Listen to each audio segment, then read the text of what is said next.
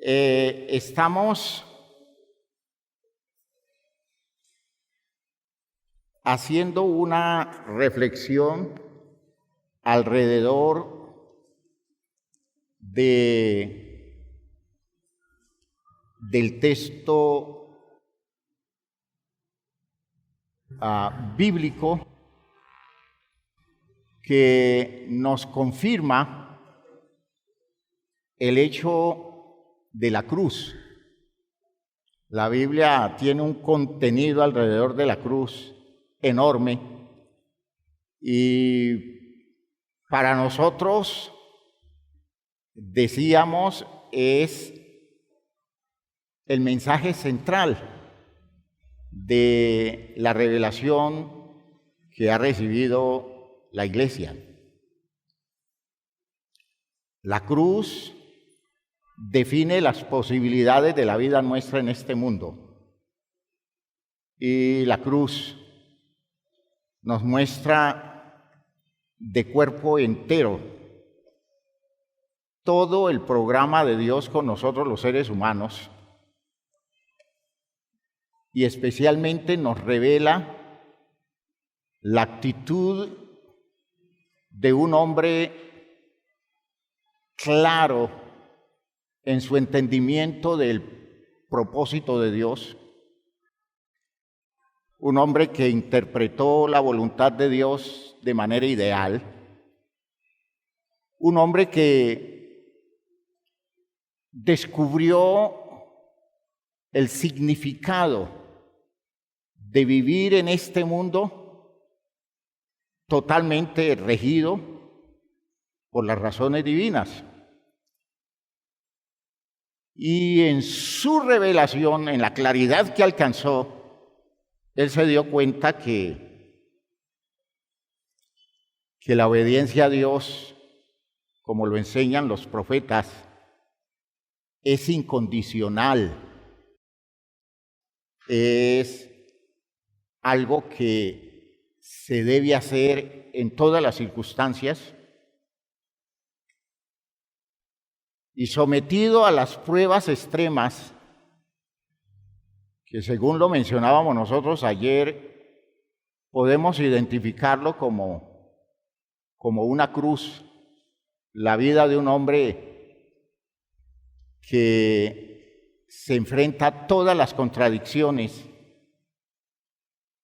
aceptándolas todas dentro del presupuesto de la obediencia a Dios. Ese hombre descubre por la fe que la fidelidad de Dios es más grande que cualquier resultado humano que nosotros obtengamos en este mundo. Ese hombre es Jesús. Y por eso la cruz de Jesús, la experiencia de la cruz, que no se llevó a cabo solo en el Calvario, sino en todo un proceso de vida, de negaciones, de renuncias, de pérdidas,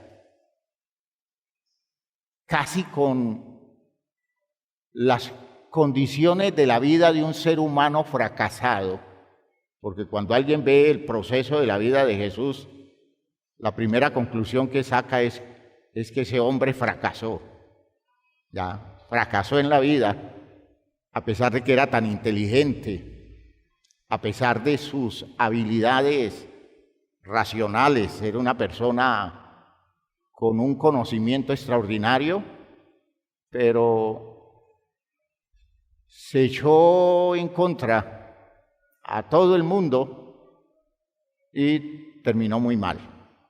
Esa sería la visión común de la experiencia de Jesús. Pero sucede que el testimonio bíblico dice que Jesús es el hombre exitoso por excelencia, que desde la cruz obtuvo la más resonante victoria y que hoy, en razón a su actitud comprometida con la voluntad de Dios, después de haber resucitado de los muertos, hoy es Señor en el cielo y en la tierra. Más éxito no se puede esperar de una vida humana cuando en la perspectiva simple de su existencia física, todos lo catalogaríamos como un fracasado. Allí está el secreto del conocimiento de Jesús. Allí está el secreto de la sabiduría de Dios expresado en el mensaje de la cruz. La gran sabiduría del mensaje de la cruz es convencernos, oigan esto, convencernos de que es preferible la muerte sostenidos en el cumplimiento de la voluntad de Dios que cualquier forma de vida con bienestar y éxito lejos de Él. ¿Me están escuchando? Ese es el gran mensaje de la cruz. Oigan cómo lo he dicho y lo voy a repetir.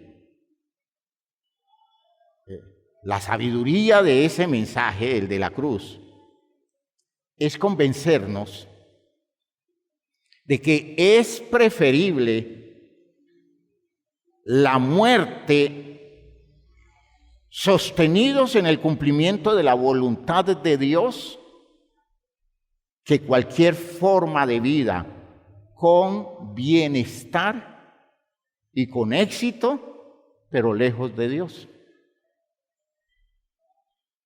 Y miren ustedes las razones que se presentan para sustentar esa idea. Vayamos a Mateo capítulo 16, que es el texto que nos ha servido para reflexionar. Más adelante tomaremos en cuenta el Salmo 49 que leíamos al comienzo del culto, porque tiene mucho que ver con lo que hoy vamos a decir. Pero Mateo 16,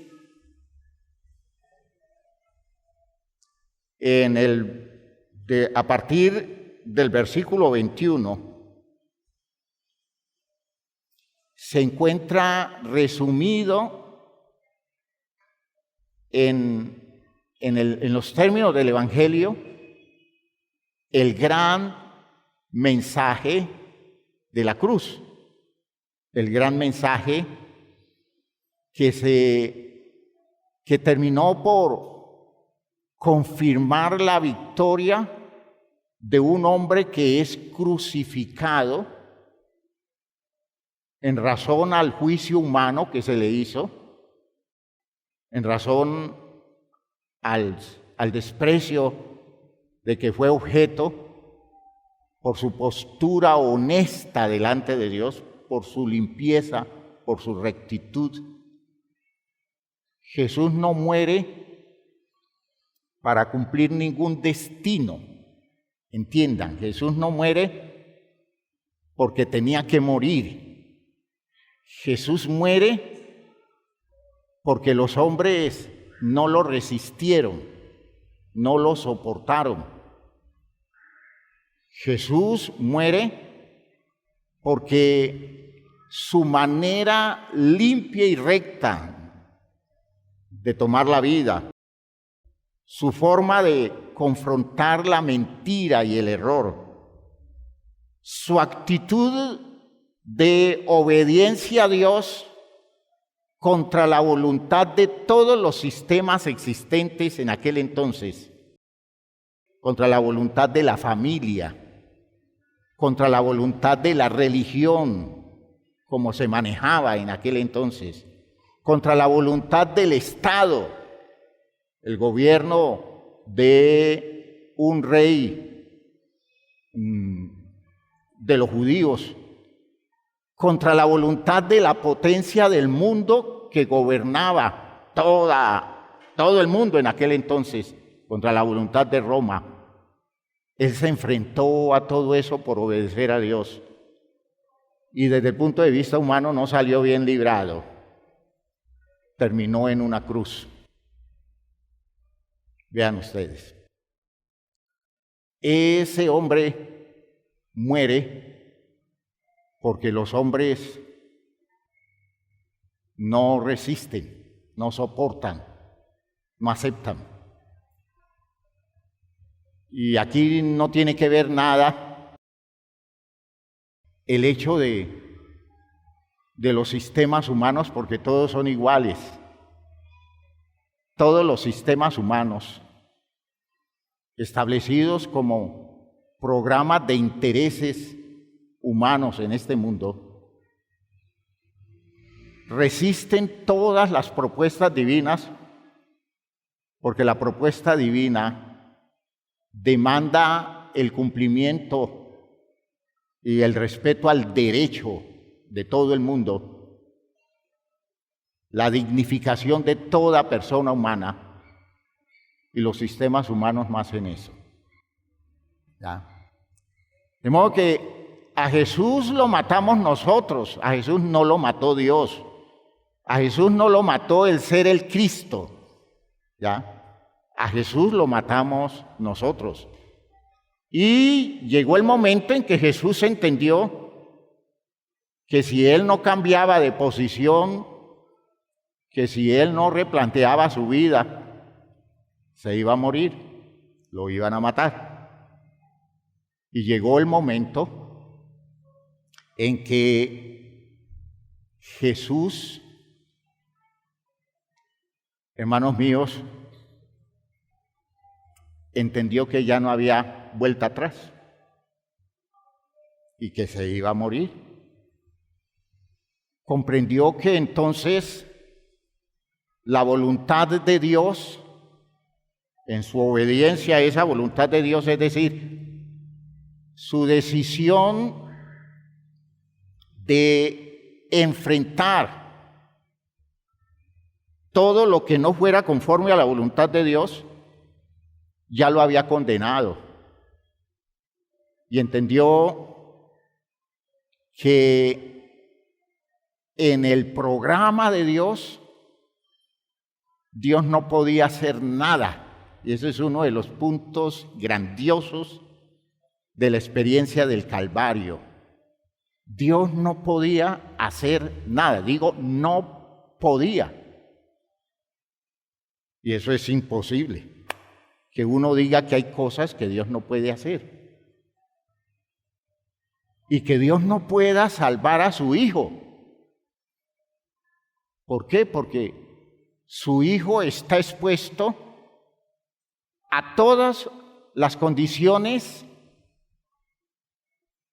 de la vida humana de acuerdo a los intereses que los seres humanos colocan como prioridades y como intereses fundamentales. De hecho, contra la voluntad de Dios. Y llegó un momento en que Jesús entendió que viviendo su experiencia de fe, su obediencia a Dios, estaba solo. Es decir, que nadie lo iba a librar. Que Dios lo iba a acompañar. Que Dios lo iba a consolar como su Dios, que Dios le iba a mantener claro sus promesas. Pero respecto de las condiciones de esta vida, Él sabía que de esa no se libraba. ¿Me están oyendo bien, hermanos míos? ¿Están escuchando lo que estoy diciendo?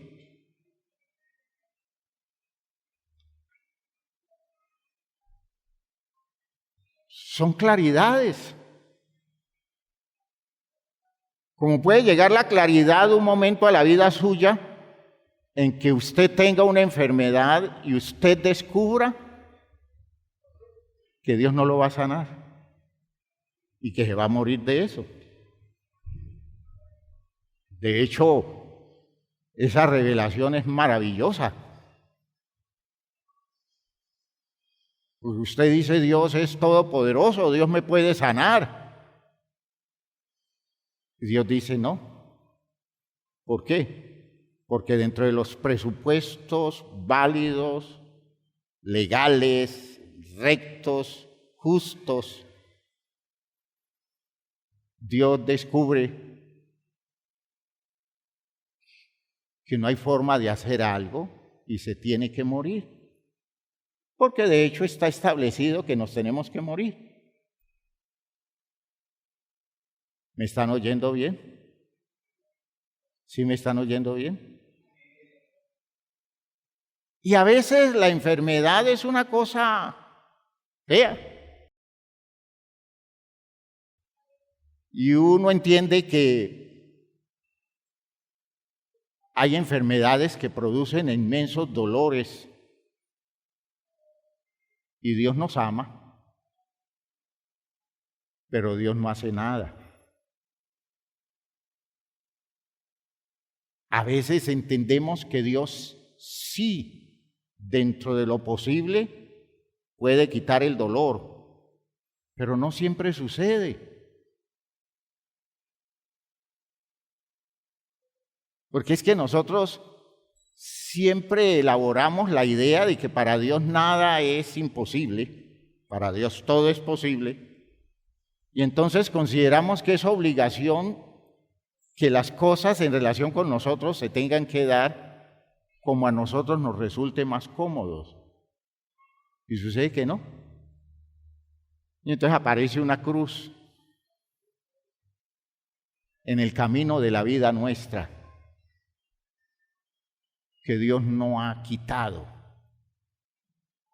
y no porque quiera que esté allí, sino porque la sumatoria de condiciones por las cuales tenemos que movernos nosotros, que tienen que ver con el entrecruce de muchos destinos humanos, de muchos propósitos humanos. Esto es una red, tremenda red de intereses, de acciones, de posturas. Y todos vivimos consecuencias de todo eso. Todos vivimos consecuencias de todo eso. Y en justicia, Dios no puede hacer nada contra lo que justamente se tiene que dar, incluyendo el dolor de los seres que Él ama entrañablemente, el dolor de los seres humanos, en especial el dolor de los que creen en Él. Porque todo entra dentro de lo necesario, y les decía en la enseñanza hace algunos días que de todas formas Dios mete la mano hasta donde puede meter la mano, y uno tiene que decir que siempre la saca barata porque Dios ha intervenido, pero más de allí Dios no puede hacer. Esa es la cruz. Esa es la cruz. ¿Me van entendiendo, hermanos míos? Que nosotros no podemos falsear con religión la realidad de la vida humana. Eso no se puede falsear.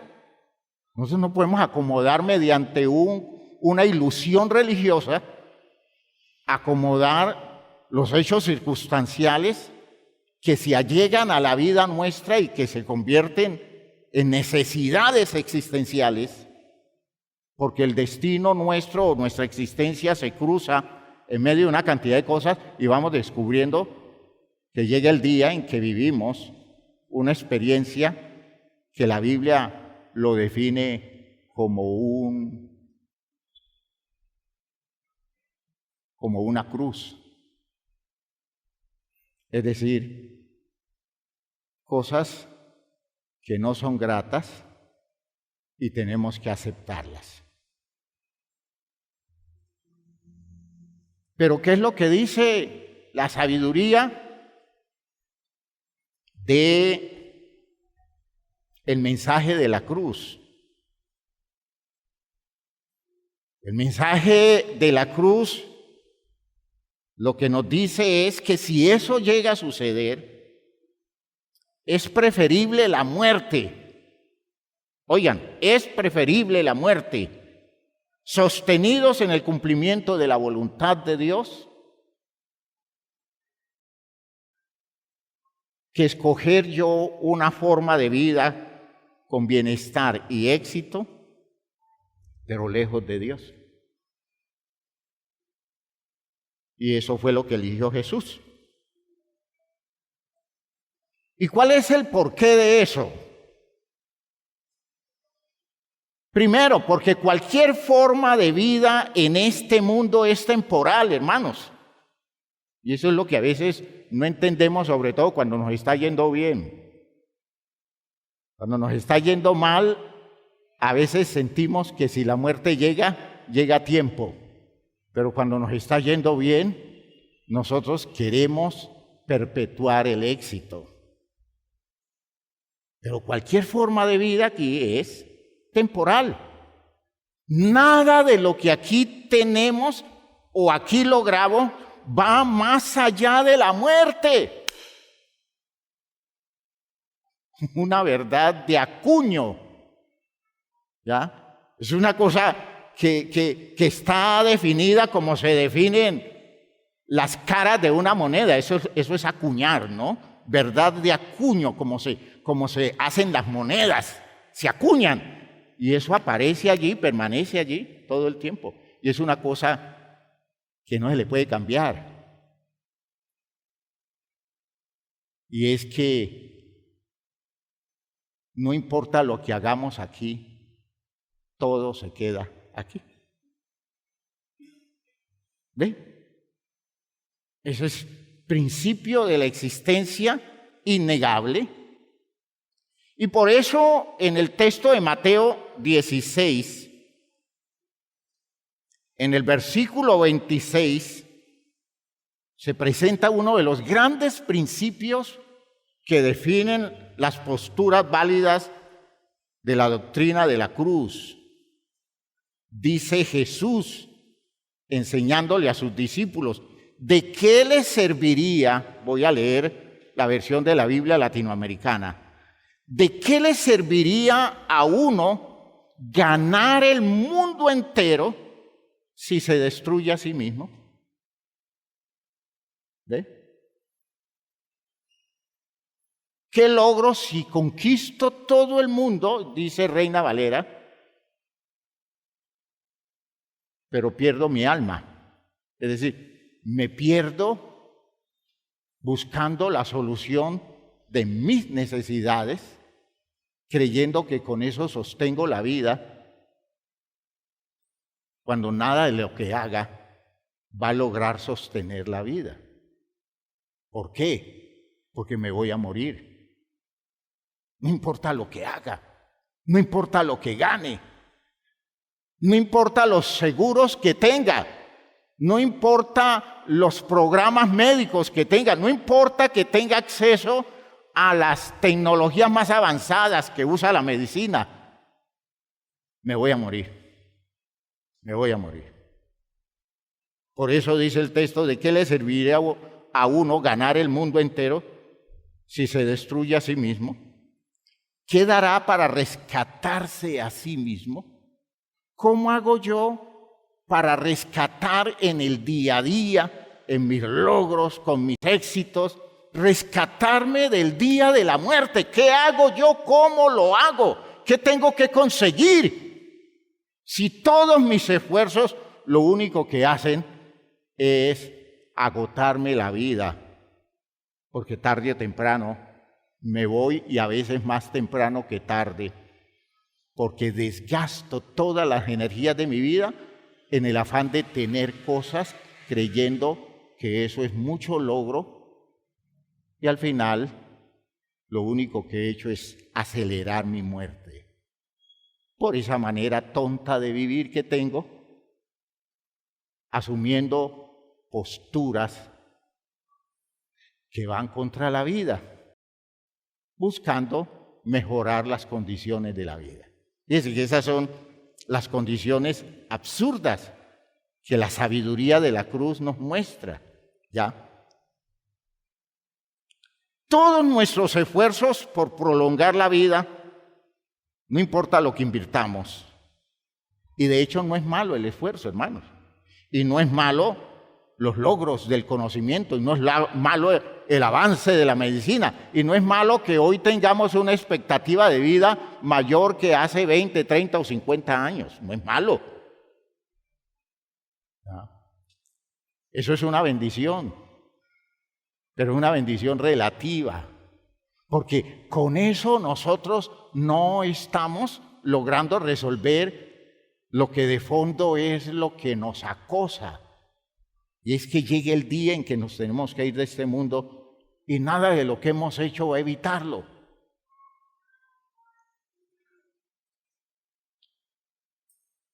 Todo lo que nosotros invirtamos no logra evitar que la muerte llegue finalmente y acabe con todas las posibilidades de este mundo. En la frase de Mateo 16, nuevamente, ahora en el versículo 25, en esa versión de la Biblia latinoamericana dice: el que quiera asegurar su vida, la perderá. En Reina Valera dice: el que quiera salvar su vida, la perderá. Allí dice: el que quiera asegurar su vida, que es lo que queremos hacer. Por eso escogí esa versión, porque está muy a tono con los intereses nuestros y con las expectativas nuestras. Yo quiero asegurarme la vida. Yo quiero al menos tener unos años de muchas garantías, de muchas posibilidades. Y dice el texto en boca de Jesús: el que quiera asegurarse la vida, la va a perder. A veces, por aumentarle unos días, unos meses o unos cuantos años a la vida, hacemos concesiones de orden moral totalmente reprochables desde el punto de vista de nuestra postura cristiana. A veces, por querer conservar la vida, por querer garantizarnos algún tiempo de comodidad, nosotros terminamos haciendo pactos con la muerte, que es un simbolismo del libro de Isaías. En el libro de Isaías, precisamente señalando la actitud de muchos israelitas que se fueron a buscar protección en Egipto para defenderse del manejo de la potencia que venía del norte, para defenderse de Asiria y posteriormente de Babilonia. Muchos fueron a Egipto y la forma simbólica como Isaías lo identifica es: fueron a hacer pacto con la muerte, porque ellos, los egipcios, creían en una doctrina que se llamaba la transmigración de las almas. Y entonces para los israelitas eso era inconcebible, porque era pensar que todo el mundo se podía ir de este mundo y continuar adelante con su vida, no importa cómo haya vivido.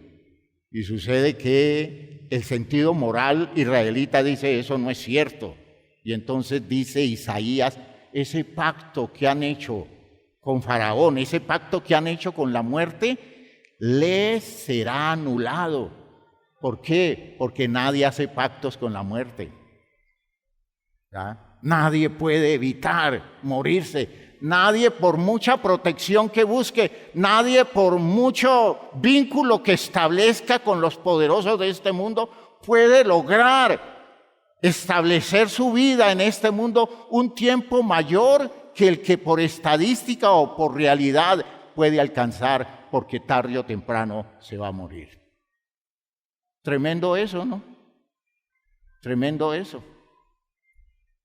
Y la gente se esfuerza por vivir un día más, un año más, por vivir un lustro más, una década más. Pero la gente no piensa que venida la muerte después sigue algo más. y no hace ningún esfuerzo por garantizarse lo que está después. Todo lo piensa respecto a lo que tiene acá, a lo que puede lograr acá. Y a veces uno los ve haciendo sacrificios tremendos por garantizarse ese estar aquí. A veces con actitudes que terminan siendo inmorales, porque son actitudes que desconocen el derecho de los demás, porque cada quien quiere lo mejor para sí, arrebatándoselo aún a los demás, muchas veces a los de la misma familia, porque cada quien quiere asegurarse lo suyo. Y no se dan cuenta que sus seguridades llegan hasta el día de la muerte y de allí en adelante no hay nada que puedan garantizarse. El que quiera asegurarse la vida la perderá. Por eso no se justifica capitular con el mal. Oigan lo que estoy diciendo, porque estoy afirmando el principio de sabiduría de la cruz. ¿Ya? No se justifica capitular con el mal para garantizarse unos años más o una determinada forma de vida más cómoda. Y entonces hacer un pacto con el mal buscando esas garantías cuando el mal no detiene la muerte, cuando los poderosos de este mundo no detienen la muerte. Mas os digo, amigos míos, le dice Jesús en Lucas 12, en el versículo 4, a los judíos les dice: no temáis a los que matan el cuerpo y después nada más pueden hacer. Es decir, no le tengan miedo a lo que puede precipitar la muerte, porque pues sí, hay que ser cuidadosos de la vida, hay que actuar con sabiduría en este mundo, pero el elemento de temer no es la muerte. El temor a la muerte constituye una servidumbre, según el escritor a los Hebreos. Dice: y por cuanto los hijos participaron de carne y sangre, él también participó de lo mismo, para destruir por medio de la muerte al que tenía el imperio de la muerte, esto es, al diablo, y librar a todos aquellos que por el temor a la muerte estaban durante toda la vida sometidos a servidumbre, esclavos de ese miedo de enfrentar la muerte, sometidos al régimen del manejo caprichoso de los hombres, total de garantizarse un mínimo de bienestar en este mundo, porque todo el tiempo estamos huyendo de la muerte.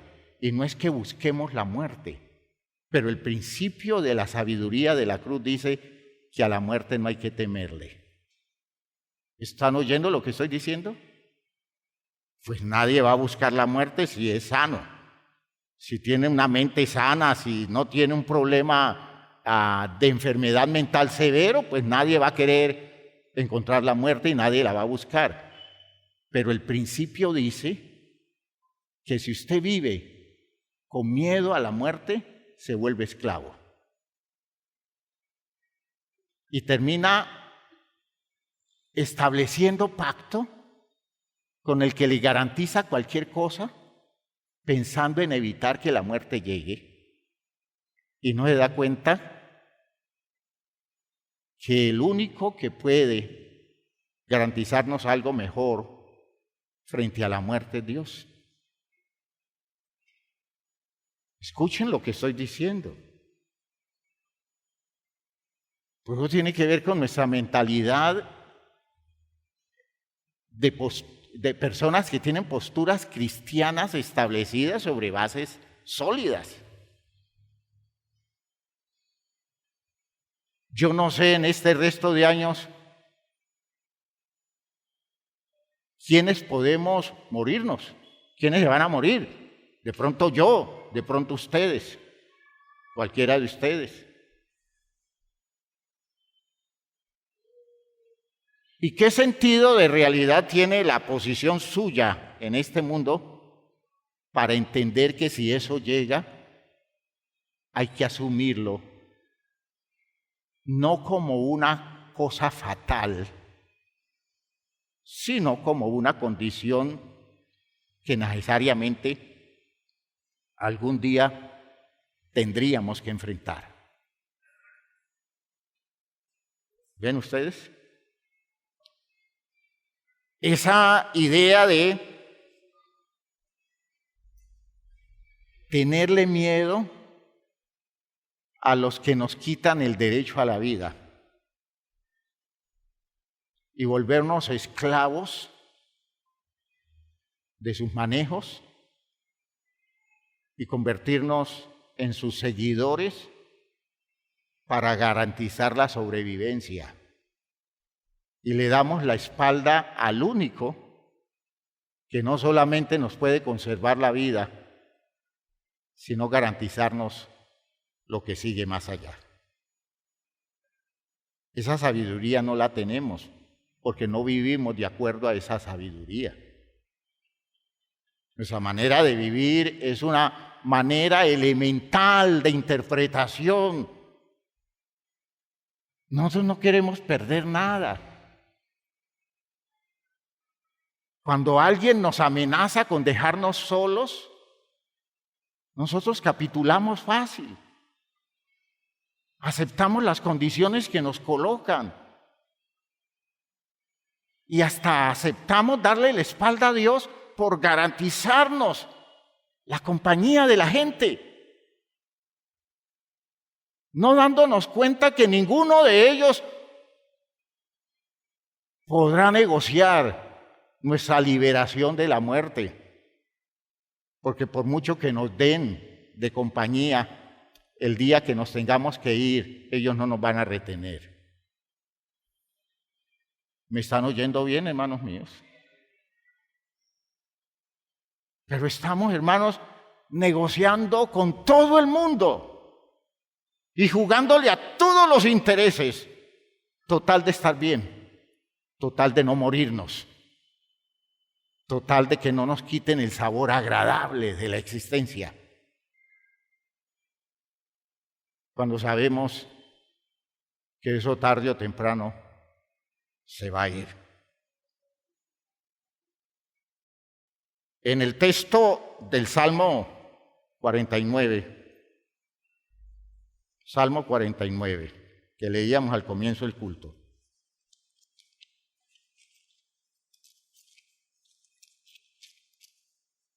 Es un salmo maravilloso, hermanos, un salmo maravilloso.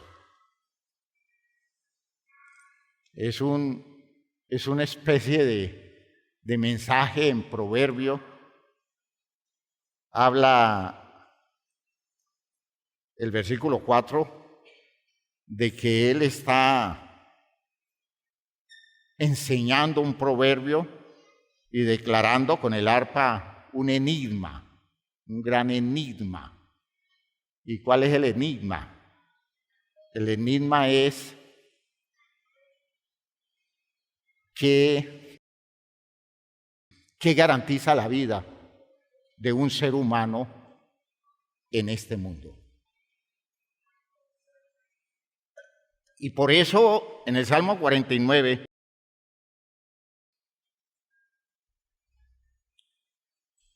en el versículo 5, voy a leer en la versión de la Biblia del Peregrino ese texto a partir del versículo 5 hasta el versículo 12. Dice, en contexto con lo que estoy hablando,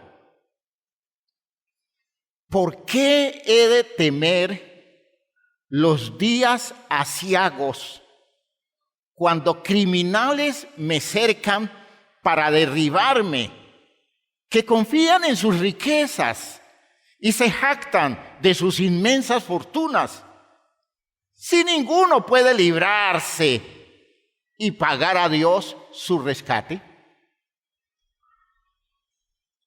Es tan caro el precio de la vida que nunca les bastará para vivir perpetuamente sin tener que ver la fosa.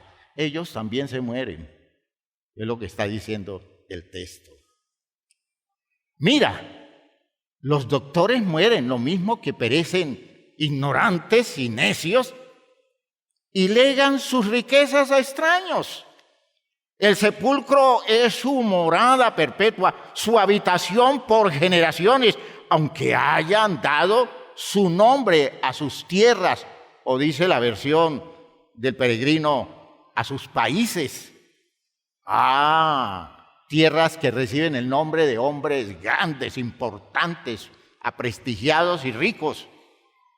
Y lo único que puede quedar de ellos es un nombre que define una tierra o que identifica una tierra, porque ellos también se tuvieron que ir. No hubo forma de negociar su permanencia en el mundo a pesar de todo lo que tenían. Y dice esta versión, el hombre en la opulencia no permanece. Es decir, el hombre no permanece rico. ¿Por qué? Porque se muere. Y por eso dice, es como las bestias que enmudecen, es decir, como las bestias que se mueren. En esta versión de la Biblia latinoamericana, ese versículo, que es un versículo clave del mensaje del Salmo, dice, el hombre en los honores no comprende. Cuando está por allá arriba, él no entiende, él no piensa con sensatez. Él se ve muy grande, él se ve muy importante. Y en esos honores no comprende. Y es igual que el ganado que se mata. Un texto bien traducido de una manera agresiva. Es decir, ¿qué hace la diferencia entre los seres humanos grandes en su importancia en el mundo cuando les llega la muerte? Es igual al ganado que se mata. Se mueren igual, perecen igual. Es la objetividad del texto, la agresividad del texto.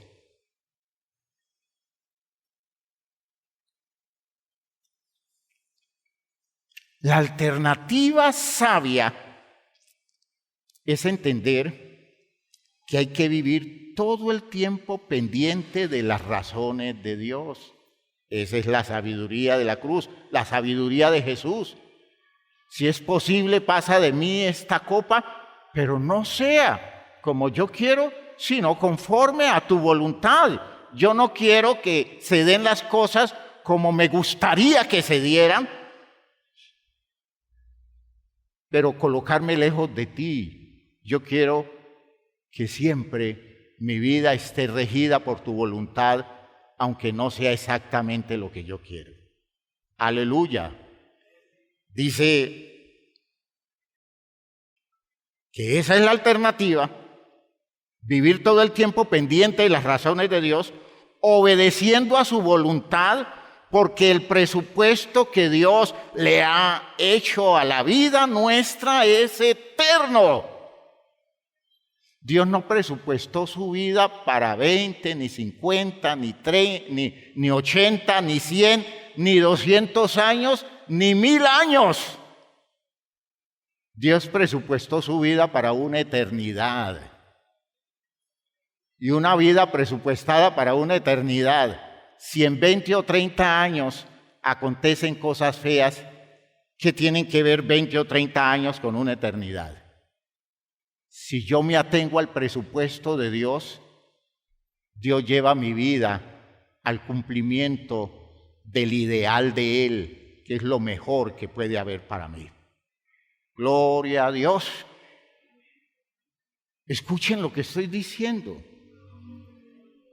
Si en el horizonte suyo aparece una cruz, ¿qué es una cruz viviendo una experiencia de 5 años, de 10 años o de 20 años? Estoy colocando experiencias duras por un tiempo largo. Pero ¿qué es una cruz viviendo también una experiencia muy dura en una semana, en un mes, en 2 meses, en 6 meses? ¿Qué es una cruz que aparece en los últimos 3 días de la existencia de un ser humano, como en el caso de Jesús, donde Jesús entendió que esa cruz era irrebasable, que tenía que llegar a ella. ¿Qué es una cruz? Los últimos 3 días de la vida de un hombre en este mundo, si aún le queda una eternidad. Gloria a Dios. Y Jesús lo entendió así. Se enfrentó con dignidad a la cruz de 3 días de sufrimiento, de dolor, de quebranto, de angustia. Lo aceptó, pero nunca claudicó en su fe. Nunca rompió su relación profunda con su Dios, porque él sabía que si pasaba esa prueba, que si se enfrentaba a ese destino que se le cruzó el último tiempo de su vida, que si lo enfrentaba en la altura de su condición de creyente, Dios tenía reservada una eternidad gloriosa para la vida de él. Y hoy la Escritura nos da testimonio que así fue. Aleluya. Resucitó de los muertos y es Señor de vivos y muertos en los cielos. ¿Me estoy explicando, hermanos míos? Son las decisiones que prueban nuestras convicciones en momentos críticos muy especiales. La cruz no aparece toda la vida, no, la cruz va apareciendo en puntos definidos de la existencia y son como momentos en los que Dios hubiera querido derivar la vida hacia rutas distintas, hacia mejores posibilidades, pero en la claridad de su sabiduría, en su legalidad, en su condición de ser recto, verdadero y justo, Él no pudo hacer nada más, porque la vida que es la vida mía, que se cruza con la vida de muchas personas con las cuales he tenido contacto yo, con las cuales me relaciono, esa vida mía necesariamente tiene que pasar por un punto y en ese punto hay una cruz. Dios quisiera quitarla, pero Dios no puede, como no pudo quitarla de Jesús. Y Jesús entendió que le tocaba enfrentarla, pero nunca pensando que iba a salir derrotado, sino que la victoria estaba más allá de la experiencia. Gloria a Dios, gloria a Dios. Eso es creerle a Dios. Eso es no tener esa visión tan limitada que nos lleva a arreglar las cosas para evitar el momento, no dándonos cuenta que esa decisión de arreglo con el mundo nos ha desviado kilómetros de la ruta de la salvación que Dios ha trazado para nosotros, y que si nosotros le creemos, aceptamos el destino que nos toca, pero todo el tiempo reconociendo que Dios está haciendo su obra y nos está garantizando su salvación de valor eterno. Gloria a Dios, gloria a Dios.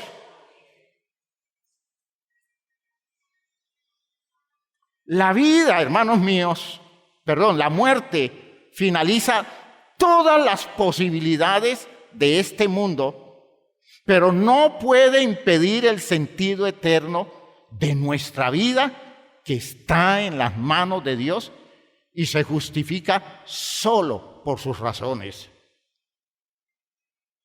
Lo que dice el texto de Primera de Juan 2, 16 y 17, dice la Biblia del Peregrino: cuanto hay en el mundo, la codicia sensual, la codicia de lo que se ve, o el jactarse de la buena vida, no procede del Padre, sino del mundo. Y el mundo pasa con sus deseos o sus codicias, pero quien cumple la voluntad de Dios, ¿qué? Permanece para siempre.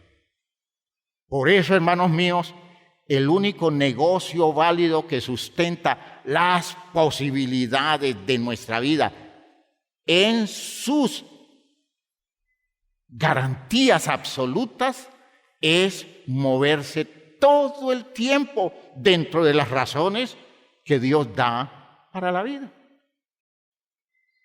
Que estén pasando buenas cosas, maravilloso. Si lo que está pasando es feo, pues tocó.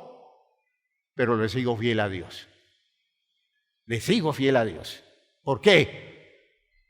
Porque la muerte me va a llegar, viva lo que viva. Pero la garantía de lo que está más allá me la da Dios. Gloria a Dios. Y eso se llama sabiduría. Sabiduría. ¿Ya?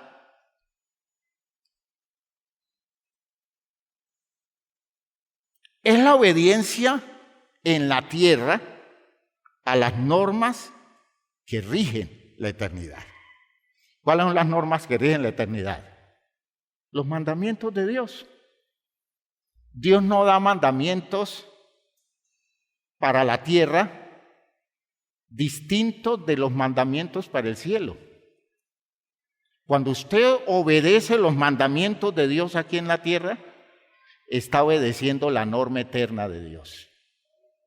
¿Me está oyendo, hermanos míos?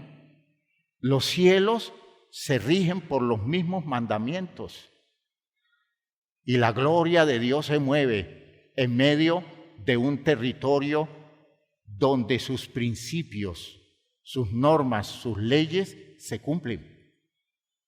De modo que cuando usted acepta los mandamientos de Dios aquí en la tierra, está dejándose dirigir por un principio eterno. Por tanto, usted está garantizando una vida en relación con Dios eternamente. ¡Aleluya! Mire lo que dice el texto de Mateo 5, 19. Mateo capítulo 5, versículo 19. Dice, de manera que cualquiera que quebrante uno de esos mandamientos muy pequeños, esa es palabra de Jesús, y así enseña a los hombres, muy pequeño será llamado en el reino de los cielos, mas cualquiera que los haga y los enseñe, éste será llamado grande en el reino de los cielos, por pequeño que sea el mandamiento, porque nosotros vemos ciertos mandamientos como despreciables, de acuerdo al régimen social en el que nos movemos, a los criterios de la cultura, y decimos eso no tiene sentido, pero dice Jesús, cualquiera que desobedece un mandamiento de esos que se ve pequeño y así enseña a la gente a que no obedezca a eso porque eso no es tan importante, será llamado insignificante él en el reino de los cielos. Es decir, no es un hombre para vivir eternamente en el reino de los cielos. Pero cualquiera que hace el mandamiento, por pequeño que sea, y así enseñe, será llamado grande en el reino de los cielos. Gloria a Dios. ¿Sí va quedando claro, hermanos míos? Es la voluntad de Dios, obedecer a Dios. Denos el agua donde nos dé, es obedecer a Dios y estamos garantizando el sentido eterno de nuestra existencia. Porque hay que darle cuenta a las razones eternas de Dios de todo lo que hayamos hecho en esta vida, y eso es otra razón. Nosotros no nos vamos a ir sin dar cuentas. Nada de lo que hemos hecho nosotros carece de demanda de justicia, y nosotros podemos decir que nos libramos de la justicia en relación con nuestros errores, nuestros delitos que nunca se vieron, que nunca nadie los juzgó. Pasamos de agache porque nada vino sobre nosotros, habiendo nosotros cometido tremendos errores y a veces en nuestra irresponsabilidad culpando a otros del delito nuestro, de nuestras actitudes equivocadas, y nosotros creemos que eso queda así. Hermanos, en el principio de la justicia eterna, nada queda así. Porque nada de lo que se haya hecho, por muy privado que haya sido lo que haya hecho usted, quedará sin su justa retribución. Y ese es el principio bíblico.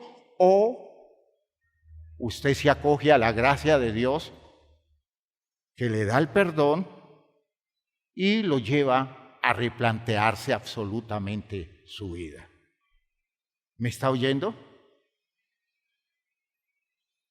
Porque este es el tiempo en que el juicio hoy día comienza por la casa de Dios. Y si el juicio comienza con nosotros, Dios a nosotros hoy, y es mejor que nos lo demande hoy, antes de que nos muramos. Es mejor que Dios, si tiene que corregirme por un error que yo he cometido, si tiene que pasarme por una situación crítica, porque viví mal, porque decidí mal, porque hice malas cosas, en este mundo, eso se llama juicio, en el pueblo de Dios, Dios al pueblo suyo lo juzga en este mundo. Y nosotros pasamos por muchas dificultades y entre ellas se encuentran muchas de las cruces que aparecen en el camino nuestro. Pero prefiero eso a que mañana, cuando me pidan cuentas en la eternidad, la justicia divina me condene para siempre. Que Dios me corrija hoy, que Dios me amoneste, que Dios me castigue, que Dios me diga eso merece que tú vivas esto y eso. Yo le digo, Señor, amén. Me va a doler, pero me salvo. ¿Me están oyendo, hermanos míos? ¿Sí me están oyendo? Pero yo puedo decir, nadie se dio cuenta, no pasó nada. Y cuando llegue la demanda eterna, descubro que esas cosas que desprecié, esas cosas que hice con toda la irresponsabilidad y con todo el conocimiento del daño que estaba haciendo, se viene contra mí y terminan condenándome por una eternidad. ¿Me están oyendo?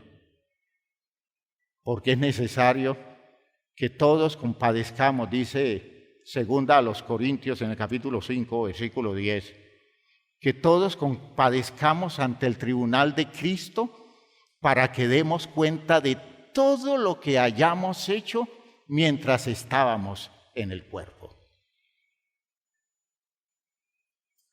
Usted no se libra de nada. Si Dios no lo perdona, da cuenta de todo. Si Dios no expresa su misericordia y usted se acoge a su gracia por la obra de Cristo Jesús, hermanos, usted paga cada céntimo de lo que usted administró mal en la vida. Y eso tiene un castigo eterno. ¿Me oyen? ¿Sí me están oyendo? De modo que si la vida me duele por mis errores, prefiero que me duela la vida por mis errores.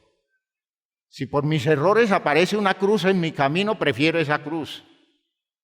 Pero resolver mis errores aquí, en la bendición de Dios, en la misericordia de Dios, en la gracia de Dios, en la restauración posible que Dios le hace a mi vida, para que cuando me vaya de este mundo, mi eternidad esté garantizada.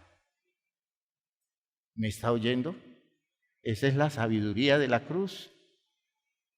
Esa es la sabiduría de la cruz.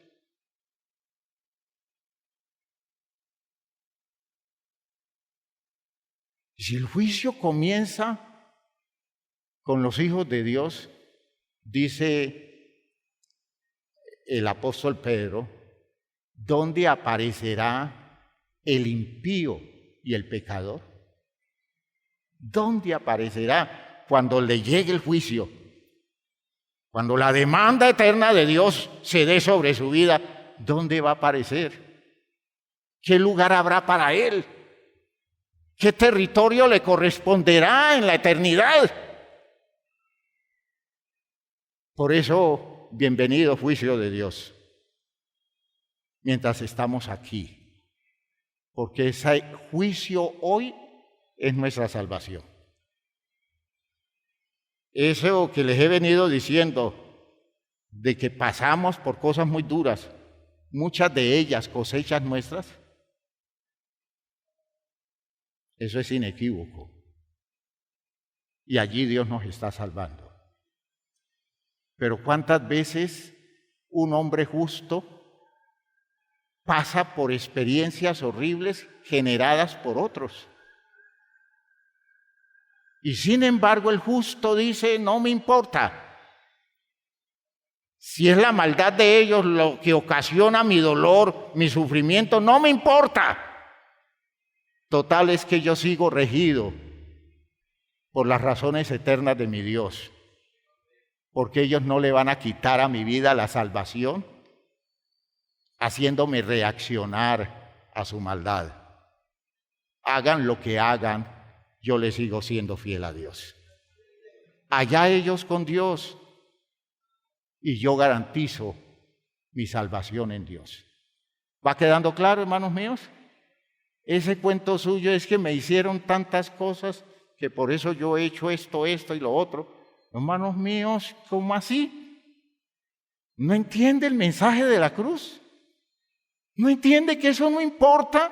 Que lo que importa es lo que viene después y usted no se va a dañar su vida con las actitudes malas de los demás. No importa que eso venga contra usted.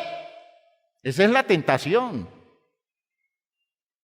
Pero usted dice, ustedes no tienen el poder de sacarme a mí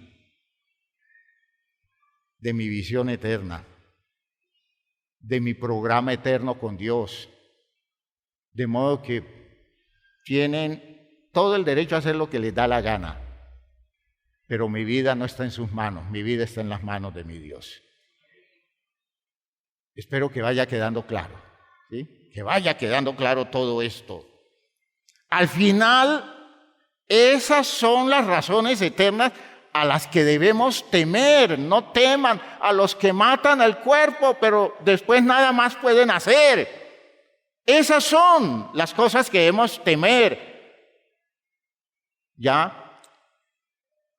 Valorar esos principios eternos, respetarlos, cumplirlos, porque son los que definen nuestro lugar en la eternidad.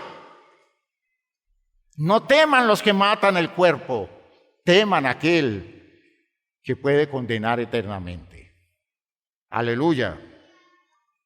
Porque el éxito eterno de la vida de Jesús nos juzgará. Y con esto estoy concluyendo la idea. Fíjense que esta es una de las razones más poderosas. Hermanos, Jesús fue exitoso. Jesús fue fiel a Dios de cabo a rabo, de extremo a extremo de la vida. Nada lo sacó del territorio de la obediencia, nada lo sugestionó, nada lo impresionó, nada lo atemorizó, nada lo tentó hasta el punto de hacerlo sucumbir, nada lo redujo. Él permaneció firme en su convicción. Son de las personas que uno quiere conocer y tenerlos cerca y escucharlos y entender qué los movía, cómo lograron visualizar todo esto de una forma tan clara.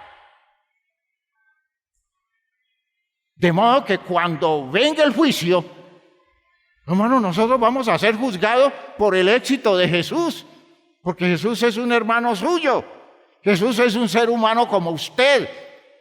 Usted tuvo más ventajas que Jesús. Usted ha vivido en una época con más garantías que Jesús. Jesús fue un hombre a quien se le negó muchas cosas de entrada. Jesús fue un perseguido siendo un niño. Jesús fue un hombre que desde niño recibió bullying y nunca sucumbió. y siempre entendió cuál era su responsabilidad. Y aún desde muy temprano estaba buscando las claridades de Dios por encima de cualquier otro interés de este mundo. Aleluya. Cuando llegue el final de esto, las perfecciones de Jesús nos van a juzgar a nosotros. Porque usted probablemente pensará que ese haber vivido de cualquier manera es algo que nadie lo puede condenar, porque usted lo hizo, dice usted, porque esa fue la vida que le tocó. Esas fueron las cosas que les correspondió. Y Jesús le va a decir en el juicio, no me vengas con ese cuento. Yo estuve rodeado de cosas peores que las tuyas y no me llené de argumentos para justificar plegarme a la maldad, sino que al contrario, me esforcé para salir del dominio de ellas y quedar bajo el imperio de las razones de Dios, porque no hay nada más grande que hacer la voluntad de Dios. Muchos tendrán que, en la figura, son figuras bíblicas, estoy colocando figuras bíblicas, muchos tendrán que retirarse avergonzados, dice el texto, porque no tienen cómo justificar el no haber tomado en serio lo de Dios. La sabiduría de la cruz se nos presenta como una oportunidad magnífica para que nosotros sopesemos las situaciones de la vida. Cuando llegan los momentos críticos, las situaciones difíciles, es cuando nos damos cuenta lo que vale, lo que pesan determinadas cosas de este mundo. A veces se necesita que se pierdan muchas cosas para descubrir que lo que pesa, lo que importa, lo que significa, lo que tiene real valor, no es a eso que estábamos dedicados, y que existen razones poderosas, que son las razones de la fe, las razones del Evangelio, las razones de Dios, por las cuales podemos aprender a vivir. Cuando se nos quita esa forma de velo que nos impedía ver la realidad. A veces eso se quita en medio de las dificultades, en medio de la estrechez, en medio de las limitaciones. Jesús va a juzgarnos, como dice el texto de Mateo 16, porque Él va a aparecer en la gloria de su Padre con sus ángeles, versículo 27, y entonces pagará a cada uno conforme a sus obras. Es un juicio inevitable, porque Él pudo imponer la voluntad de Dios a todas sus posibilidades y tragedias, porque tomó a Dios en serio y se apoyó en su fidelidad, en su amor y en su veracidad, en la palabra. Así, con ese argumento de Jesús, ¿cómo podremos fracasar nosotros si, además de su ejemplo, porque ya tenemos el ejemplo de Él, ya, y el camino que nos abrió, confirmando la validez de las razones de Dios, hoy contamos con el poder de su señorío que nos ha entregado un mundo enemigo vencido?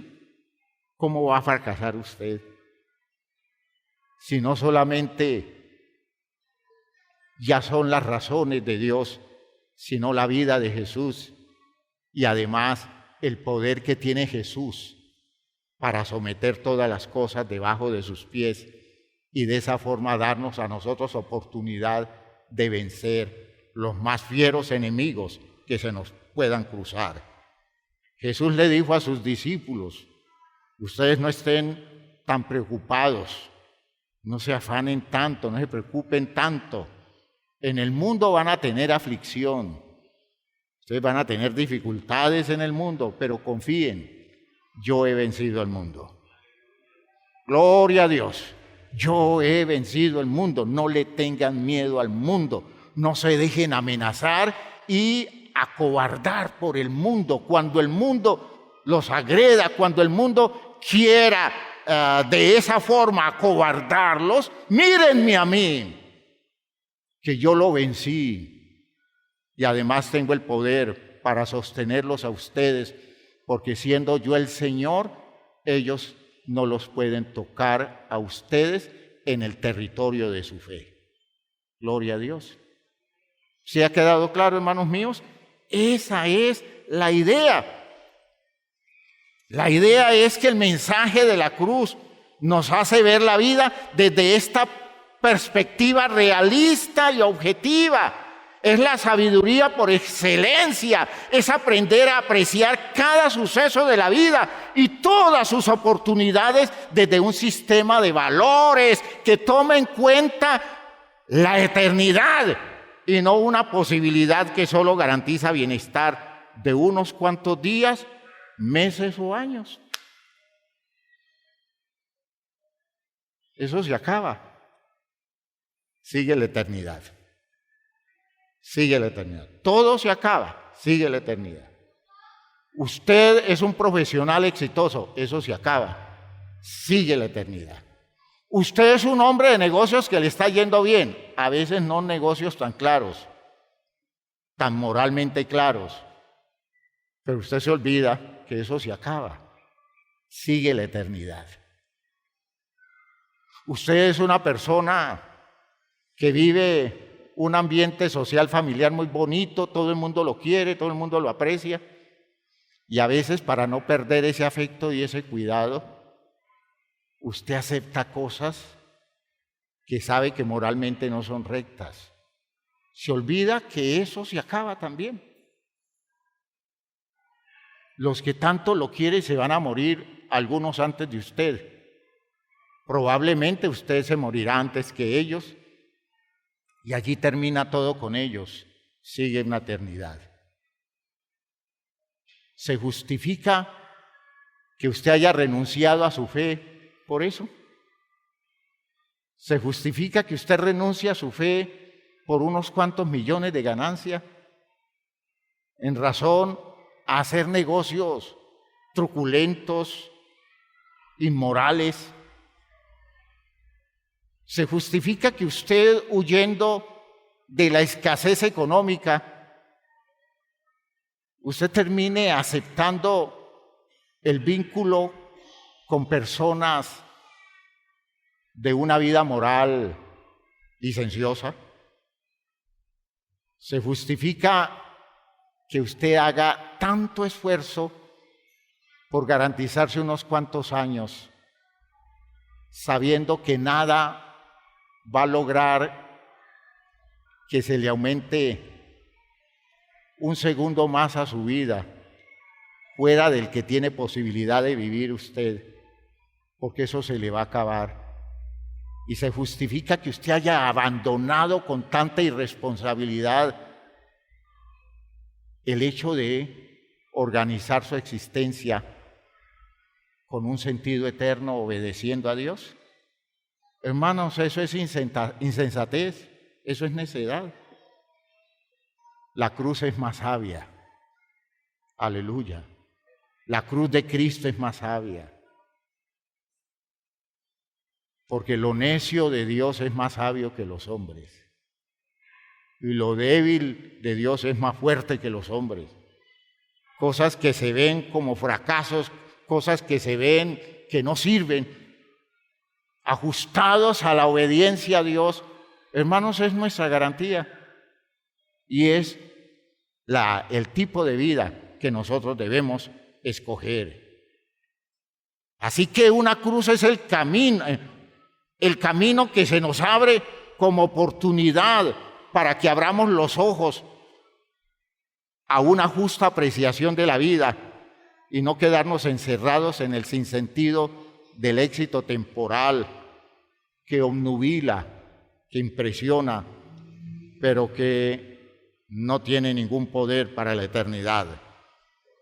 Por eso el acerto de las palabras de Jesús como paradoja, el que quiere salvar su vida la va a perder, pero el que la pierda por causa mía, por la cruz mía, la hallará. Gloria a Dios. A eso apunta el final del Salmo 49. Pónganse de pie, se los voy a leer.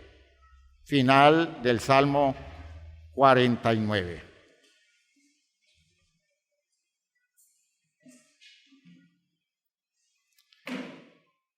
El hombre en los honores, versículo 13, versículo 12 en Reina Valera. El hombre en los honores no comprende. Es igual que el ganado que se mata. Hacia allá van los que se confían en ese será el fin de los que les gusta escucharse. Abajo, cual rebaño, la muerte los reúne, los pastorea y les impone su ley. Son como un espectro desvaído que a la mañana vuelve a su casa abajo. Pero a mí, Dios me rescatará y me sacará de las garras de la muerte, promesa de los que confían en Él. No temas cuando el hombre se enriquece, cuando aumenta la fama de su casa. Nada podrá llevar él a su muerte, ni su riqueza podrá bajar con él. Su alma, que siempre en vida bendecía, piensa la persona en su prosperidad, te alaban porque te has tratado bien. Ese es el orgullo de los que son exitosos sin pensar en las razones de Dios.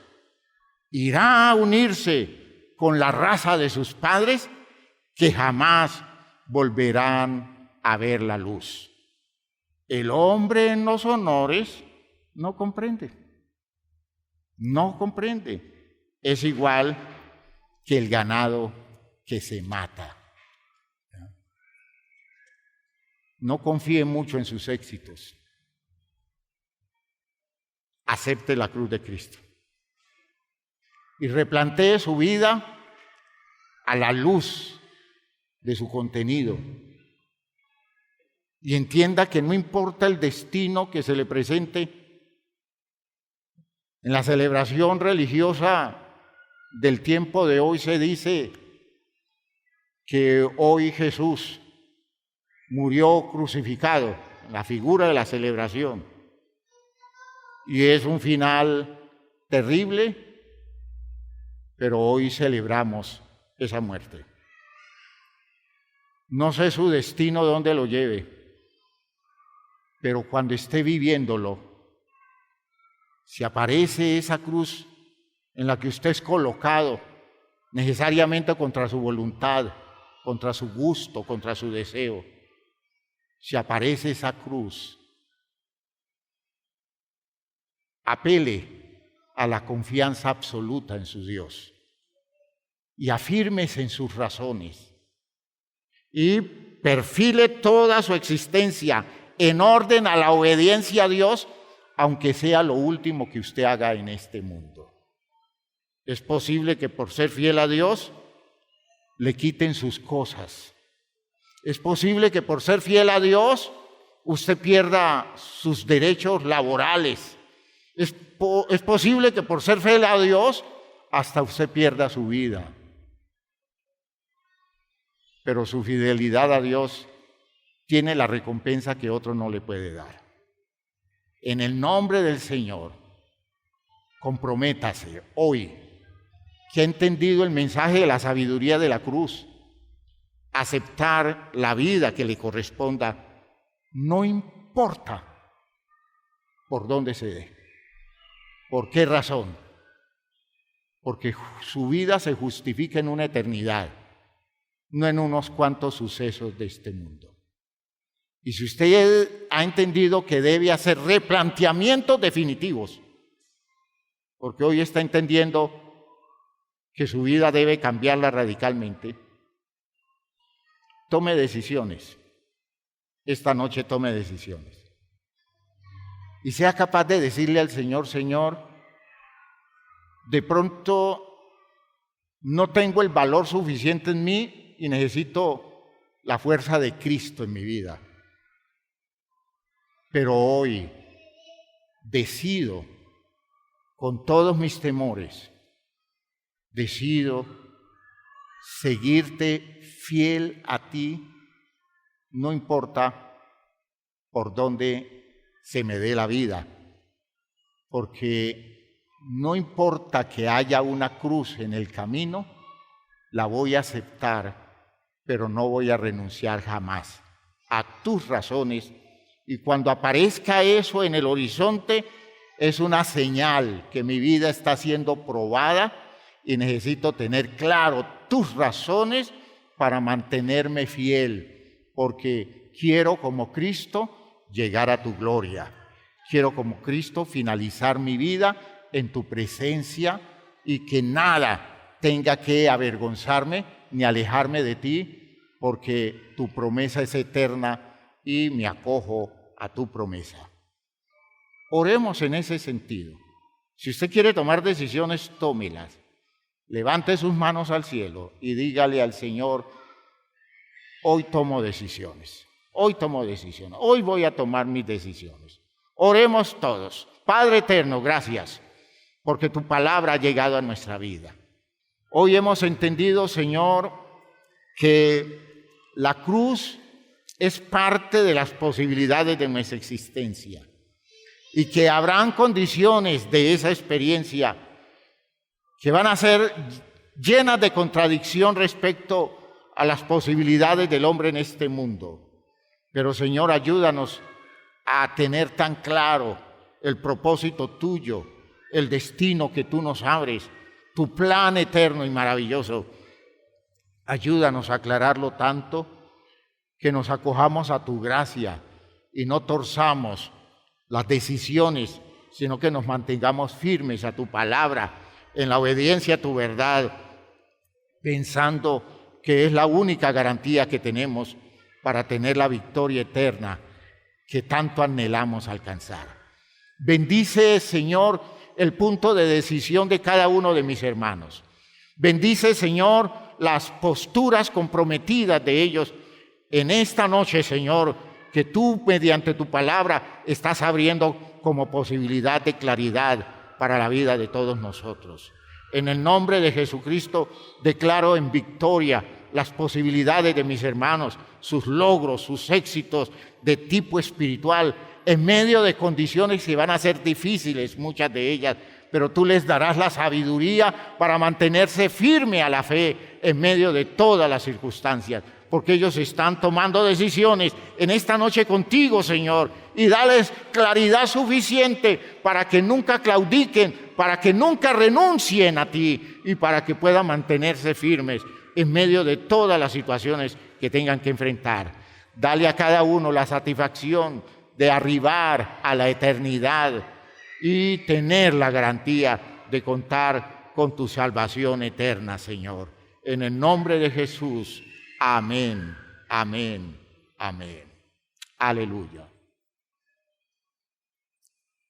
Yo no sé a cuántos podré asistir en el momento de su muerte. De pronto no sé cuántos de ustedes o quién de ustedes tendrá que asistirme en el momento de mi muerte. Pero ya sea el caso de ustedes o sea mi caso, hermanos míos, que ese momento sea el de la confirmación y no el momento para reconocer que vivimos torcidos todo el tiempo y que vivimos acomodando las cosas a un aparente éxito que no llegó más allá del tiempo de nuestra vida física, porque la muerte acabó o está acabando con todo.